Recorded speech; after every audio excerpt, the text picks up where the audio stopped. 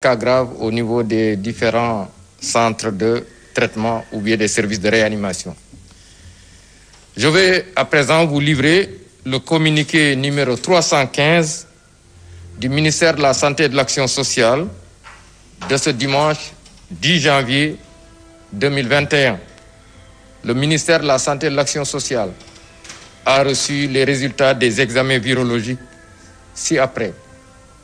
Sur 1781 tests réalisés, 245 sont revenus positifs, soit un taux de positivité de 13,76%. Les cas positifs sont répartis comme suit. Nous avons eu 101 cas contacts suivis par nos services. Aucun cas importé n'a été enregistré au niveau de nos différentes portes d'entrée aériennes, maritimes et terrestres. Et nous avons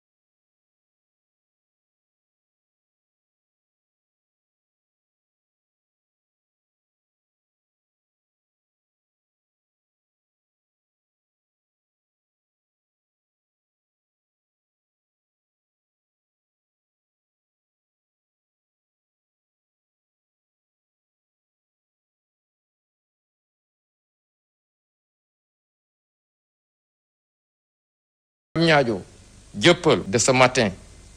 c'est le port correct et obligatoire de masques, bien ajusté couvrant la bouche et le nez. C'est le lavage fréquent des mains à l'eau et au savon ou l'usage de gel de qualité pour la désinfection de vos mains. C'est le respect des distances physiques dans les lieux publics, de limiter la fréquentation de ces lieux publics au maximum et surtout d'éviter les déplacements non essentiels à cette période.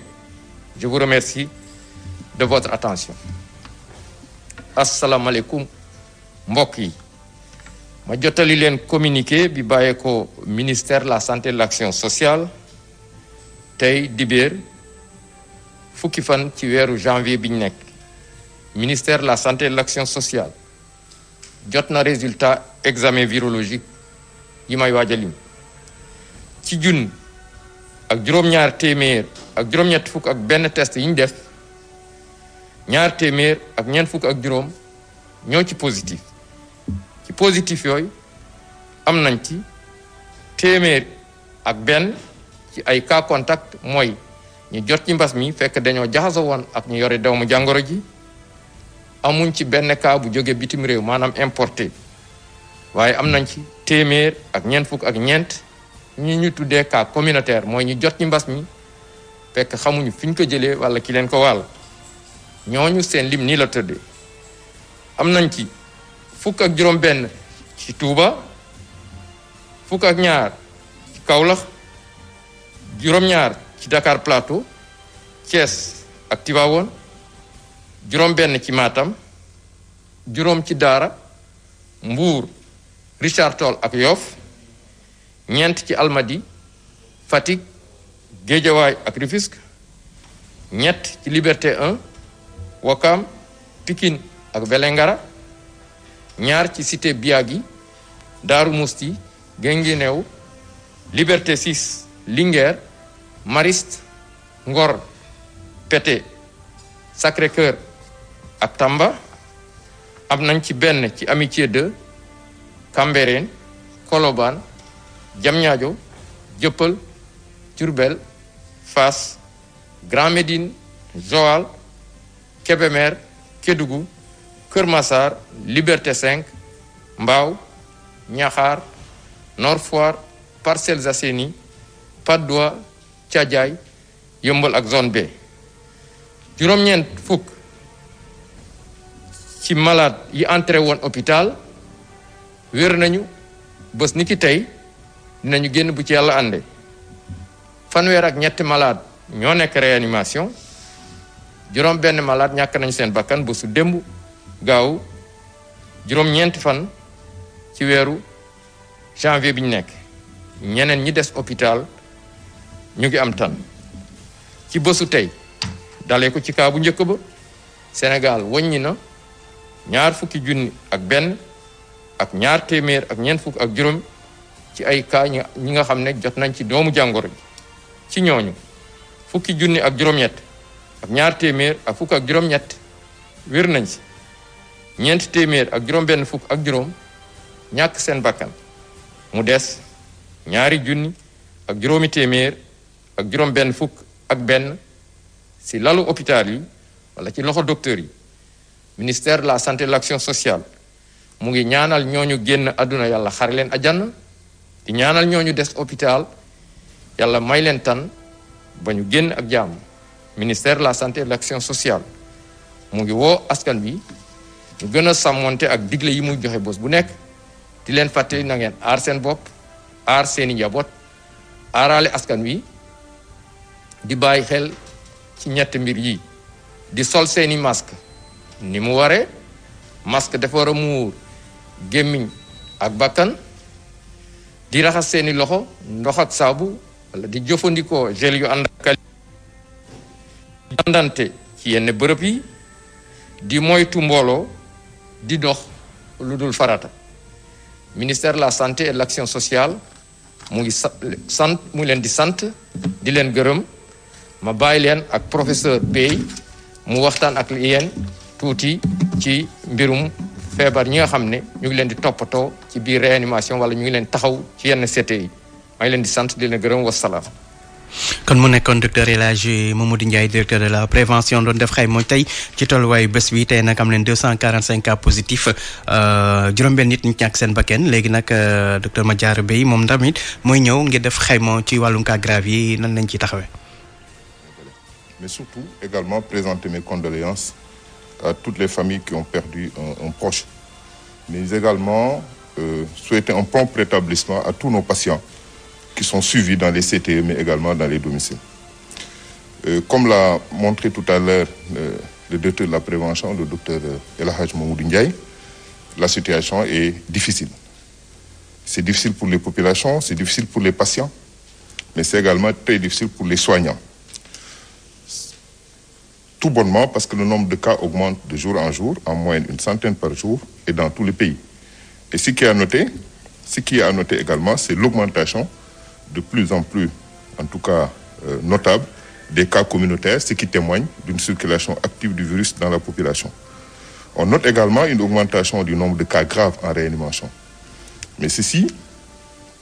cohabite également avec l'augmentation des autres cas en réanimation. Il ne faut pas oublier que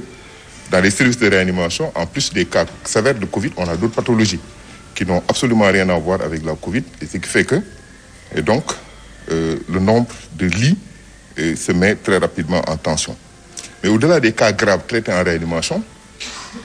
nous avons également des cas sévères. Et ça, c'est très important. Parce que les cas sévères, en fait, aujourd'hui, si on note bien, ce sont les cas sévères qui sont dans les CTE. Parce que depuis la prise en charge à domicile a commencé, les cas, en tout cas, polysymptomatiques ou bien chez des personnes qui ne présentent pas de risque de complications majeures sont pris en charge dans les domiciles avec un suivi. Mais les cas sévères qui nécessitent une prise en charge rapprochée, qui nécessitent parfois l'administration d'oxygène et d'autres médicaments, sont dans les CTE. Il faut noter qu'on en a à peu près 300. Et ces patients hospitalisés dans les CTE consomment énormément d'oxygène. Et on peut comprendre aisément, en moyenne, les malades prennent à peu près 10 à 15 litres par minute. On peut comprendre aisément donc la charge de travail. Et pour ces patients, la surveillance est également difficile. C'est, en tout cas, quand on est en surveillance continue, 1 à 3 soignants par patient. Et ceci de façon très rapprochée, donc ça peut donc expliquer très réellement la charge de travail. On note également une augmentation des décès. Parce que si les cas graves augmentent, forcément, le nombre de décès augmente. Mais ce qu'il faut noter, c'est qu'en pourcentage, on est resté quasiment sur un taux de létalité qui était superposable qu'avec la première phase, parce qu'on reste toujours avec un taux de létalité inférieur à 2,5%. L'autre élément important sur lequel je voudrais insister, c'est la prise en charge à domicile, qui est une réalité actuellement, qui est un choix qui a été en tout cas fait par le CNGE, mais qui nécessite un suivi et qui nécessite également l'engagement des familles, mais également et des patients. Parce qu'au départ, si un triage est fait et qu'on décide de traiter quelqu'un à domicile, il faudra veiller en tout cas à la contamination, mais il faudra également veiller à avertir très rapidement les structures de santé en cas d'aggravation. Et c'est dans ce cadre-là que le SAMU joue un rôle très important, parce que ces alertes, nous les recevons sur le 15-15, et chaque fois qu'il y a une détresse, il faut appeler très vite. Parce que ce qu'on a noté, en tout cas pour les cas graves qui arrivent en réanimation, parfois, dans plus de 80% des cas, ce n'étaient même pas des patients suivis à domicile. C'est des patients qui ne se savaient même pas malades, qui restaient à la maison et qui, brutalement, présentent des signes de détresse. Et quand nous intervenons, nous nous rendons compte que ces patients, ces personnes étaient malades depuis au moins 10 jours. Et ça, c'est très important. Et c'est un message très important. Parce que pendant ce temps, le risque de contamination a pu être important, mais également, ces malades arrivent dans des situations vraiment très dramatiques, de sorte que, malgré tous les efforts, en tout cas, faits dans les services de réanimation, nous déplorons un nombre de décès très élevé. Pour finir, juste encourager tous les soignants, les encourager également toutes les directions du ministère de la Santé et de l'Action sociale sur tous les efforts qui sont fournis. Et ces efforts restent encore à être fournis et le chemin est encore long. Et c'est pour cela que les gestes barrières dont parlait tout à l'heure le directeur de la prévention doivent rentrer dans nos habitudes. Mais surtout, le plus important, éviter les rassemblements. Éviter les rassemblements et les déplacements inutiles. Je vous remercie de votre attention. ma tekki si wolof suñu message tey si mbas bi balaa may door maa ngi souhaité si at bu bees bi jàmm waa Sénégal yépp di jaale tamit ñi nga xamante ni ñàkk nañ seen bakkan di jaale seeni famille te tamit di ñaanal ñi nga xam ni dañ leen hospitalisé yàlla fëgg seen bopp ñu ñubbi seen kër lu ñu seetlu mooy situation bi xaw na metti jarul panique nag mais xaw na metti suñ ko seetee metti na si population yi metti na si patients yi ak famille yi tamit surtout nag metti na si fajkat yi si waa kër docteur metti na si ñoom trop parce que charge de travail bi xaw na loolu lu ko indi mooy nombre cas positifs yi ñu am par jour day yokk bis bu nekk déglu ngeen ko si communiqué bi presque bis bu nekk dinañ am 100 cas yu si yokku te loolu nag si dëkk bi yépp la te li si gën a yéemu mooy cas communautaires yi sax ñoom ñoo ëpp loolu nag dafay wane ni feebar bi mi ngi law bu baax a baax si biir dëkk bi donc de façon active loolu tamit moo tax vraiment mesures yi ñuy mujjee si loolu dañ koy accès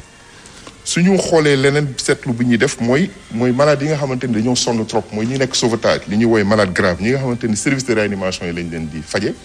dañu yokku waaye nag service de réanimation yooyu du malade Covid yi rek la ñuy faj am nañu yeneen malade tamit yu ñuy faj ñu ngi si accidenté ñu ngi si leneen loolu moo tax tey wax dëgg yàlla même su Covid bi nekkul woon sax lii de réanimation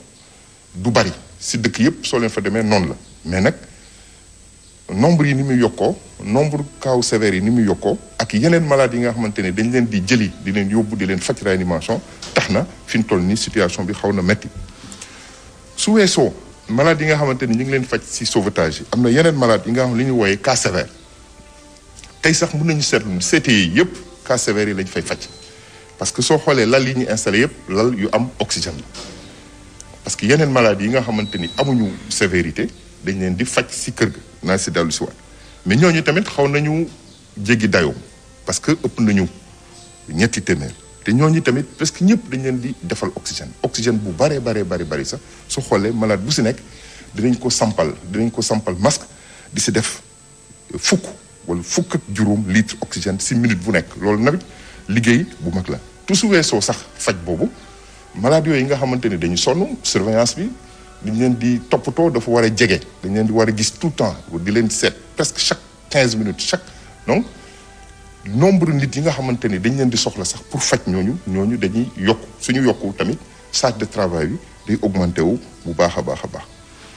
ñi ngi seetlu tamit décès yi dafa yokku parce que décès yi si cas sévère yi la mais li ñu seetlu si fan yi mooy maladie yi nga xamante ni dañuy ñàkk seen bakkan sax wala ñi nga xamante ni ñu si bari ñëw sauvetage du ñu woon sax seeti kër docteur du ñu leen wax sax dañuy feebar mais dañuy toog seen kër toog seen kër ba nga xamante ni ñi ngi si diggante dund ak dee ñu woote te bi ñu saytoo ñooñu feebar bi amoon na 10 jours balaa ñuy ñëw kër docteur waxuma sax wàllaate bi waaye suñu yeggee si situation boobu suñu yegsee effort yi ñu mën a def yëpp pour sauver leen duñ si mun dara loolu moo expliqué loolu ñu ngi ñaax population yi nag ki nga xam ne yëg na dara si yaramam ngir yàlla mu dem kër docteur ñu testé ko rapidement daal di jël ay mesures yoo xamante ni dina tax sax du yegg si situation sévérité yooyu sax wala ba si ñàkk bakkanam beneen seetlu bi tamit mooy li ñu woowee prise en charge à domicile am na ay c'est stratégie boo xamante ni ministère de la santé tamit moo ko teg que mënuñu hospitaliser ñëpp parce que am na ñoo xamante ni yëguñu dara seen yaram am na ñoo xamante ni tamit ay xale lañu am na ñoo xamante ni tamit vraiment amuñu benn risque aggravation mais loolu nag dafa nécessiter choix boobu district yi ñu ngi siy def bu baax a baax waaye nag surveillance am na ay numéro yu ñu leen di jox mooy numéro district yi ku si nekk am na ku luy suivre waaye heure bu mu munti nekk muy guddi muy bëccëg ku nga xamante ni yëg nga loo xamante ni vraiment que ni maa ngi aggravé wu mun nga woote SAMU donc ñi ngi fonctionner 24 heures sur 24 su boobaa dinañ la mun a évaluer xool ba xam dinañ anticiper si faj bi yóbbu la hôpital wala defal la ay garab si kër ga nga xamante ni aggravation du si nekk. maa ngi jeexal nag di ñaax ñëpp soignants yi surtout ñi nga xamante ni ñooy fajkat yi xam naa sonn nañ waaye nag ñu gën a yokk seen taxawaay di encourager tamit toutes les directions du ministère ñi nga xamante ni guddeeg bëccëg en tout cas ñi ngi taxaw di wàllu maladie ñi ngi taxaw di yokk jumtukaay yi pour que mbas mi génn fi si mesure prévention yi directeur de la prévention doon wax yi du ma si dellu man daal lenn rek lay insister mooy rassemblement yi daal vraiment musibal muy ngénte yi muy dëj yi li nga xamante ni daal mun na ñàkk wax dëgg yàlla su ku nekk toggee sa kër su ku nekk di dox di def loo xamante ni farata la di éviter jokkalantoo bi defe naa ni suñu si booloo ñun ñëpp dinañu am résultat yu baax si épidémie bi maa ngi leen di sant di leen gërëm